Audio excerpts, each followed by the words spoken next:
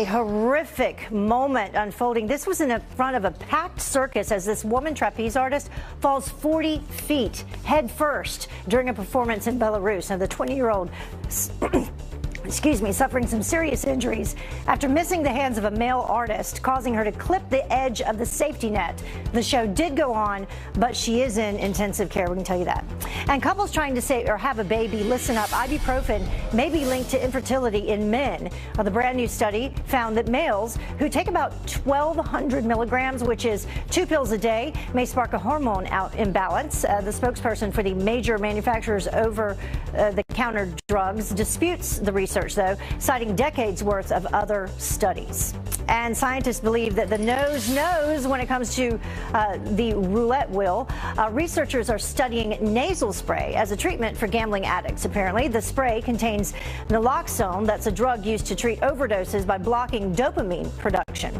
Subjects will use it when they feel the urge to gamble. Researchers have tried the drug in pill form before, but they say that it takes a little too long to work. As I'm about to lose my voice, a good thing that we're done. The 4 a.m. hour, Fox and Friends First. I'll see you here tomorrow. Fox and Friends First continues right now. Bye.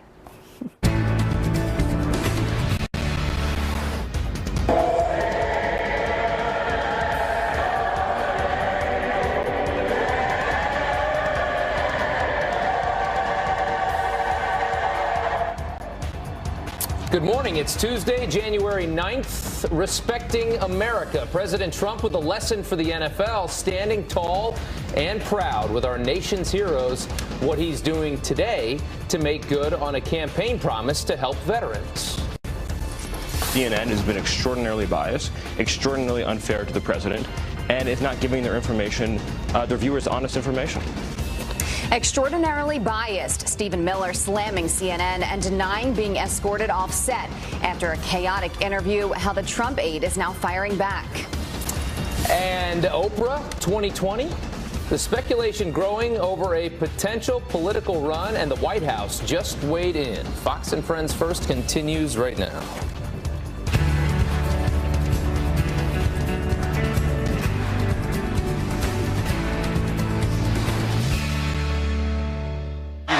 Trying to make up for it. Fires to the end zone. Touchdown! Alabama wins!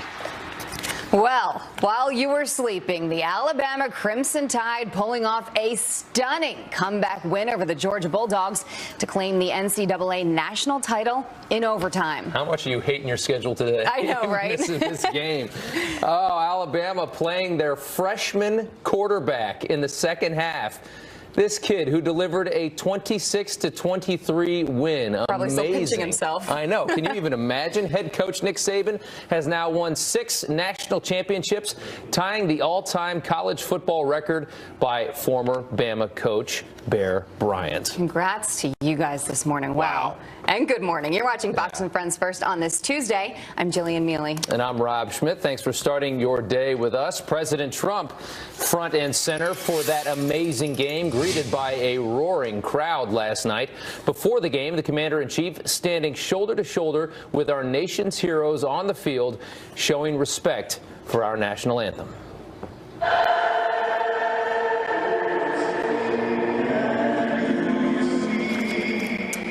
Griff Jenkins joins us from Washington, D.C. with how else the president plans to honor veterans today. Good morning, Griff.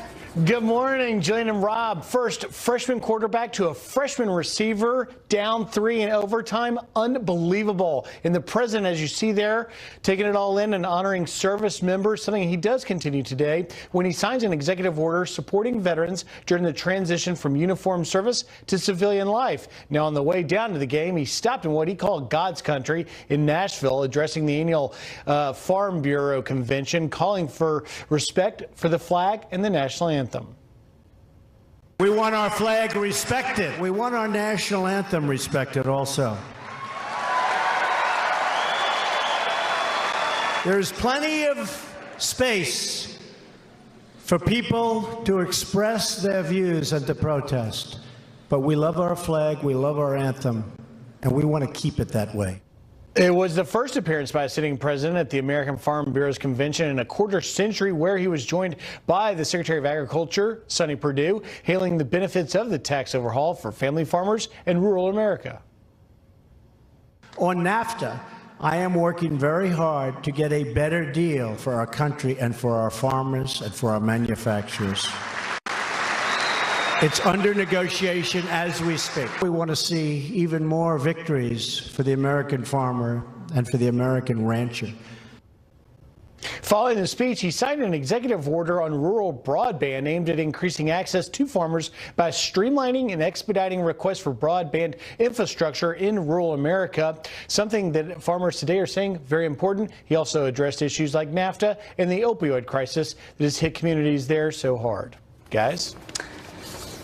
Thank you, Griff. Griff, thanks so much. So what's the impact on farmers across the country? We asked Val Wagner, a farmer in the audience at that Nashville rally. She says President Trump far exceeded her expectations.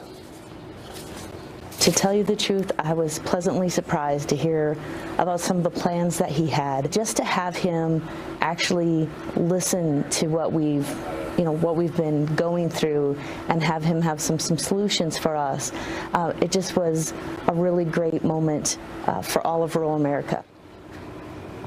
President Trump telling farmers the American dream is roaring back to life, and agriculture, trade, and tax cuts are at the top of his agenda.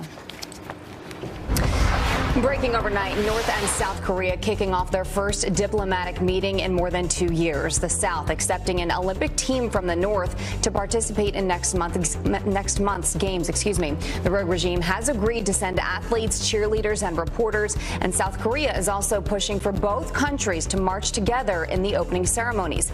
This could be a potential breakthrough in peace talks after months of rising tensions over the North's buildup of a nuclear arsenal. Well, Vice President Mike Pence has officially rescheduled his Middle East trip after several delays now. He will visit Egypt, Jordan, and then Israel from January 19th through the 23rd, and he will hold talks with world leaders in each nation. Pence was originally planned to visit last month, but the trip was pushed back in case he was needed for that Senate tax code that really came down to the wire. Aides also denying that the postponement was related to intense criticism over President Trump's decision to recognize Jerusalem as the capital of Israel. An explosive report sparking a brand new investigation into the too close for comfort relationship between the FBI agents and the media. Yeah, this keeps opening up more and more. New, never before seen text messages reveal that those federal employees may be the ones behind all of the White House leaks that we have seen during this administration. Todd Pirro is here with new details unfolding this morning. Hey, Todd. Hey, Rob. Hey, Jeanine. Good morning to you. Having sources in the news business, as you both know, is normal, but you can't break the law to become a source. And so Republican-led House and Senate committees are now investigating whether key players in the Russia investigation had contacts with the media that resulted in criminal leaks. Now, according to The Hill, in one exchange, FBI counterintelligence agent Peter Strzok and Bureau lawyer Lisa Page sent texts before Election Day 2016 suggesting they knew in advance about an article in the Wall Street Journal and would need to feign stumbling onto it so it could be shared with colleagues. Page writes, article is out but hidden behind paywall, so can't read it. Strzok then responds, WSJ, meaning Wall Street Journal, boy, that was fast. Should I, quote unquote, find it and tell the team? Well, FBI contacts with the media aren't necessarily criminal unless they spill confidential law enforcement or classified information. One of the lines of questioning that we have for the FBI agents we've talked to so far is who within the Bureau is authorized to talk to the media, because I can't speak for the Clinton investigation, but I can tell you with respect to the investigation into the Trump campaign, we have serious concerns about people with the Bureau talking to various media outlets that weren't authorized to speak on behalf of the Bureau. Meantime, President Trump's lawyers are preparing for the possibility that Mueller's team will ask to interview the president as part of the Russia probe. Conversations with Mueller's team are in the early stage, but the president's legal team is considering a number of options, including in-person, written responses to questions, or an affidavit. The president has suggested he is willing to speak with Mueller if asked. Rob, Jillian? More to come on this, I'm Yes. sure. Todd, thank you. One of the suspected killers of a Washington state sheriff's deputy about to face a judge, Frank William Powell, is facing first-degree murder charges. 34-year-old deputy Daniel McCartney was gunned down during a chase after responding to a home invasion in Frederickson, just 40 miles south of Seattle. A second suspect found dead at the scene along with 2 handguns. It's not clear which one killed McCartney. He is a young deputy who signed up to watch over other people, had an ethic in his heart for doing something for other people. The 4-year veteran leaves behind a wife and 3 young sons. A memorial fund has been set up in their honor at tpcrimestoppers.com. Police now blaming a Texas A&M reporter's disappearance on a bad reaction to medication. 29-year-old Courtney Rowland was found unharmed under a Houston overpass with memory loss. Police say she didn't know she was even reported missing. She vanished after texting her roommate saying she was being followed by a suspicious man. A fraternity banned from the state of Pennsylvania for 10 years after a pledge dies during a hazing ritual. 19-year-old Michael Dang was killed in 2013 after frat members from Pi Delta Psi at Baruch College beat him. When he passed out, they didn't call 911. 4 former members who pleaded guilty to voluntary manslaughter sentenced up to 2 years in jail. The fraternity also ordered to pay more than $110,000 in that campus in New York City, Baruch College. A major security scare at one of the country's busiest airports after a man jumps a fence and runs onto the tarmac. Police taking him into custody beside a runway at Miami International Airport. He told officers he was there to fill out an application of some sort, but got lost. The man's name was not released. No charges have been filed. Pink will certainly be raising a glass to this announcement. So raise your glass if you are wrong in all the right ways on the underdogs. See what we did there, Rob? I see that. Aren't we clever? With hateful messages, including towards Muslim cops. While it is unclear exactly who is responsible, there are reports veteran officers could be upset at rookie cops who are getting the same assignments and pay. The Internal Affairs Bureau has launched an investigation. Today is the day to pay a special tribute to our nation's heroes as we celebrate National Law Enforcement Appreciation Day. Recent reports show line-of-duty law deaths dropped by 33%, as well as crime in major cities plunging. So is this thanks to the president's pro-police message? Former Nashville police officer Vincent Hill and retired lieutenant detective for the Nutley, New Jersey Police Department, Steve Rogers, joined us earlier, who says, yes, our president is the answer. For 8+ years, we had an administration that made police the bad guys to a large demographic of this population. But with President Trump, he said, hey, law enforcement are our friends. They're here to keep our streets safe. There's a biblical scripture that says, greater love hath no man than to lay down his life for a friend. And that's the creed of police officers. And we thank God for a president who supports them. Okay, border security in this country front and center on Capitol Hill today as the White House holds a bipartisan meeting to try and hammer out a deal on DACA, on the border wall, on immigration, and this whole mess we have. The door is not even open yet, and Democrats already threatening a government shutdown over this. There should be border security, real border security, and help for the dreamers. What they want to do is take 800,000 dreamers and cap them. Democrats have to hold the line. So what do people defending our border think? The people that have to keep this all under control. Brandon Judd is president of the National Border Patrol Council, and he's speaking today at that House Homeland Security hearing, this big meeting that they're having, and he joins us live now. Brandon, thanks so much for coming on this morning.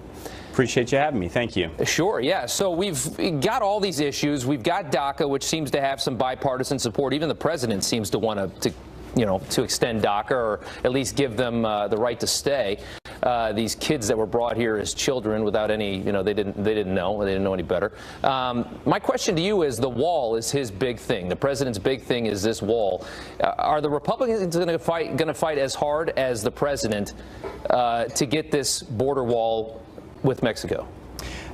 To this point, they haven't. We're hoping to see a switch, and the Republicans have got to get behind the president for the public to continue to support them. So I think that ultimately the Republicans are going to, but to this point, they haven't. But I think we're going to see a switch here very quickly. Okay. This is always, I mean, typically immigration, illegal immigration in this country has always been a bipartisan issue. Let's take a look at a number of Democrats here who may be flipping on this issue, but these are Democratic senators who voted yes to increasing security, putting more money into the border to protect the border. As of 2013, just a few years ago, 39 of them. Of the Democrats. I mean, you've heard Chuck Schumer just in recent days talk about we need more security. Bernie Sanders has talked about needing more security. Nobody yells fascism and protests when the Democrats say that we need to protect our border. But when the president says we need a wall to protect that border, he gets eviscerated. Why is that? It's the height of hypocrisy. What the Democrats don't want is they don't want another huge win for the president. He just won on tax reform. He's going to win on DACA. He's going to be the one that is going to get DACA done where President Obama wasn't able to get it done. Not only is he going to get DACA done, he's going to get the wall done. He's going to get a lot of things done, and the Democrats are deathly afraid of that because they know that in 2018 they're trying to take back the Senate, and they're going to have a tough time because of all of the things that the president is getting done. Yeah, well, he's on a pretty good roll right now. This would be a huge win for them. I think that the far left portion of the Democratic Party are the ones that are really standing in his way here and making all the noise about the wall. And the entire Democratic Party seems to hate the idea of the wall, even though they want border security. Do you agree that the wall sends a message of non-inclusivity in this country? It does. And what we're seeing right now is we're seeing the height of hypocrisy from the Democrats.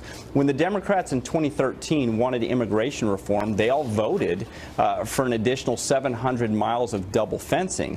But now that the only thing that's changed is we now have Trump sitting in the White House instead of Obama in the White House, and all of a sudden they're against it. And they're calling the wall anti-immigrant. So were they anti-immigrant in 2013? That's where the hypocrisy comes in, and that's what the American people are tired of. They're tired of all of this deadlock. They're tired of politicians playing politics with their safety and security. Yeah, well, names like Hillary Clinton, Barack Obama in the past have voted, and not so many years ago have voted for more fencing along that border. I don't know what the difference is between a big fence and a wall, but let's see what happens with all this. It's a big meeting today, and good luck with your big speech. We appreciate it. Thank you very much. I appreciate it. All right. It is 19 minutes after the hour. Does your child own a VTech toy? It may have been spying on your kids without you knowing it. The lawsuit just settled and what it means for your family. And a test kitchen, a basketball court, even a room for yoga classes. Just the beginning of the presidential library plans that President Obama had. You probably don't remember this, but at one point, Oprah pressed a very young Donald Trump on a possible presidential run. This sounds like political presidential talk to me, and I know people have talked to you about whether or not you want to run. Would you ever? Probably not. I probably wouldn't, but I do get tired of seeing what's happening with this country, and if it got so bad, I would never want to rule it out totally. Wasn't that something to see? Now, as the left is gushing over Oprah's potential political future, the Trump administration is welcoming the challenge. Carly Shimkus with Fox News Headlines 24/7. Sirius XM 115 is here with the response from the White House. This is getting interesting. Yeah, and how 30 years can change, right? That was in 88 to 2018. He is president. Unbelievable stuff. Well, following Oprah's rousing Golden Globes speech, calls for her to run for president have reached new heights and have even garnered a response from the Trump administration. A spokesperson, White House spokesperson Hogan Gidley said, "We welcome the challenge whether it be Oprah Winfrey or anybody else." Now, American Urban Radio Network's April Ryan appears to want Oprah to run for president. She tweeted, "If Oprah ran for president in 2020, she is every person. She has been poor and now rich. She is also a self-made billionaire. She has a grasp of the issues as she used to cover local politics. She can articulate articulate any issue, and she has mass appeal beyond race and gender. But could Oprah's celebrity work against her? It looks like some Democrats don't want another celebrity running for president, like Bev, who says we don't need another celebrity. As admirable as she is, we need someone who understands government and the Constitution. Now, if Oprah does run for office, she could have a celebrity opponent. Roseanne Barr recently said, I do love Oprah. Of course, I love Oprah like everyone else. But you know what? I think it is time for us as a country to shake things up and try something different. I think I would be a better president than Oprah. I don't know. What do you think?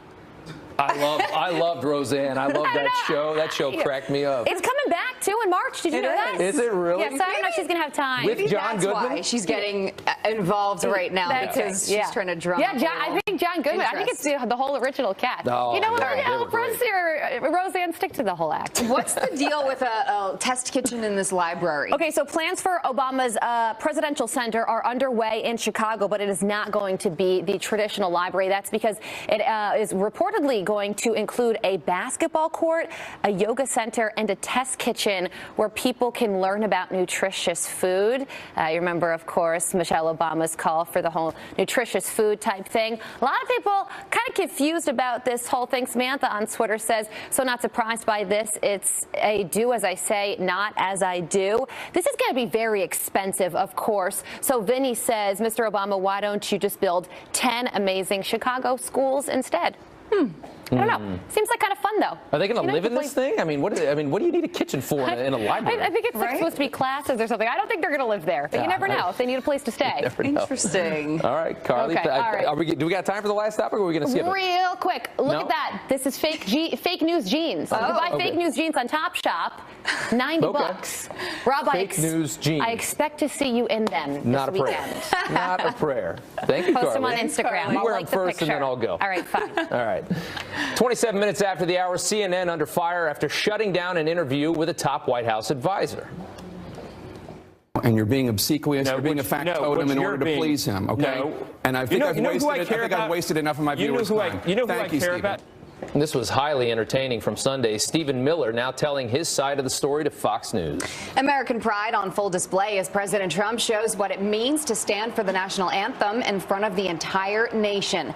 Who met through an online dating site convicted of plotting an ISIS-inspired Mother of Satan chemical attack. The two falling in love over their extremist views that they shared on singlemuslim.com. Police in Britain say at the time of their arrest, the terrorist lovers already had some of the ingredients needed to build this chemical bomb, but thankfully it was thwarted before they got it all. The publisher of the White House tell-all Fire and Fury calling President Trump's attempts to stop publication, quote, unconstitutional. In an email to employees, the CEO of Henry Holt & Company says they have no intention of honoring the president's cease and desist letter. He told staff this was a First Amendment fight and about, quote, much more than the book itself.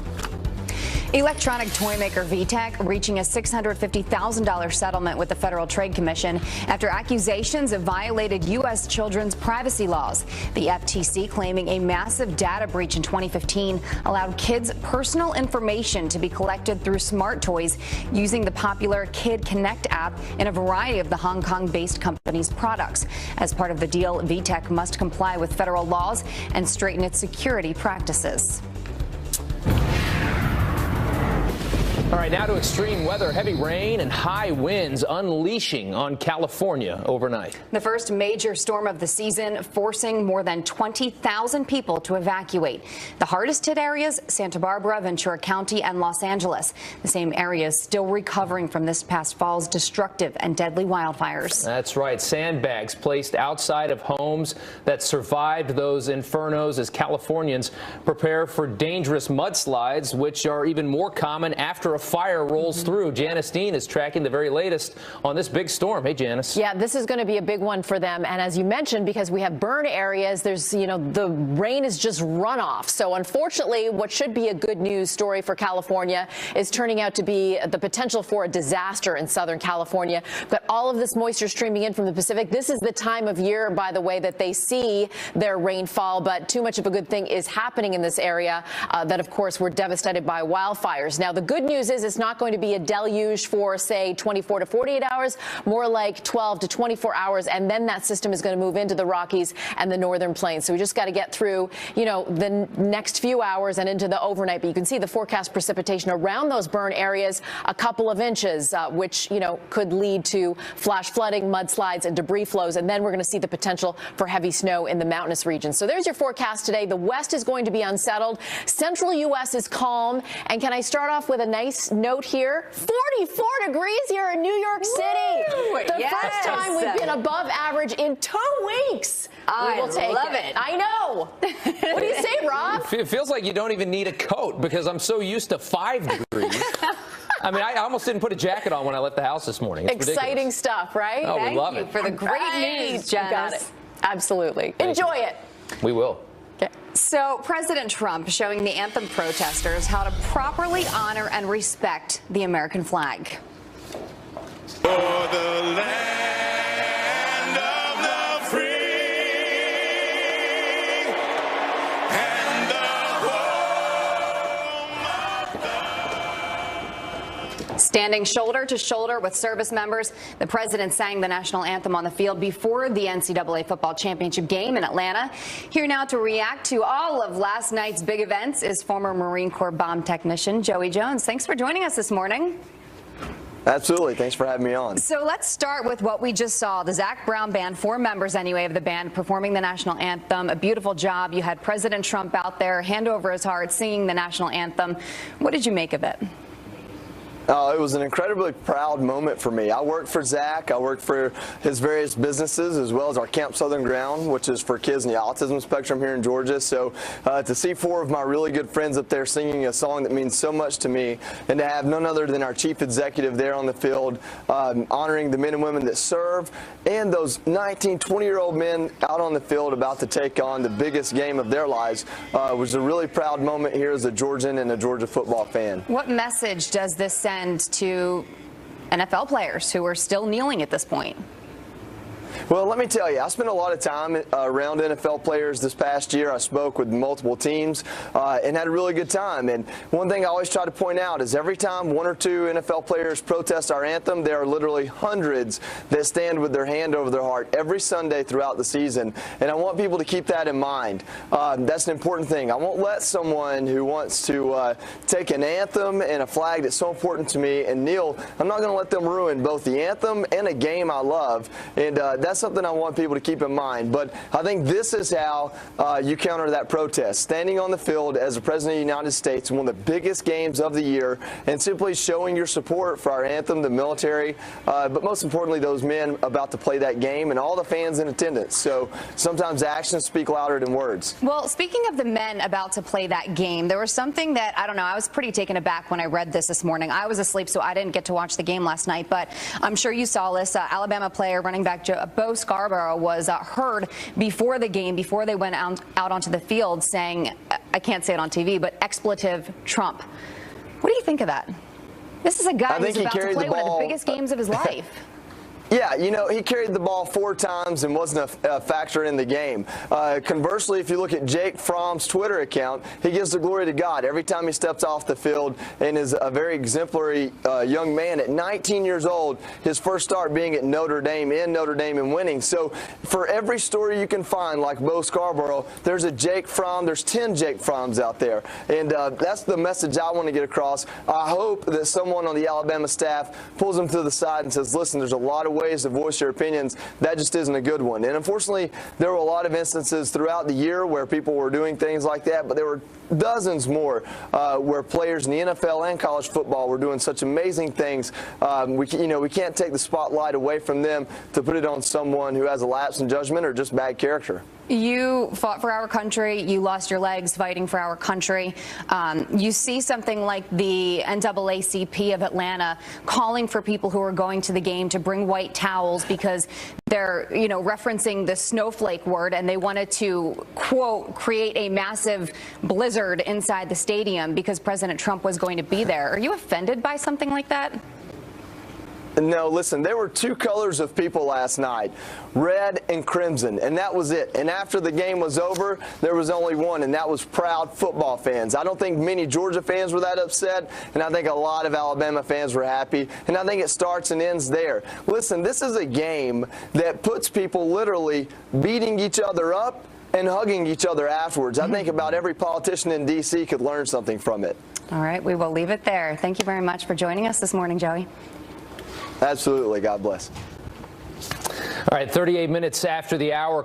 Dear viewers of the channel and subscribers, we are glad to welcome you on the channel of Adam Wilson. For you, only the latest and current news on our channel. Subscribe to the channel.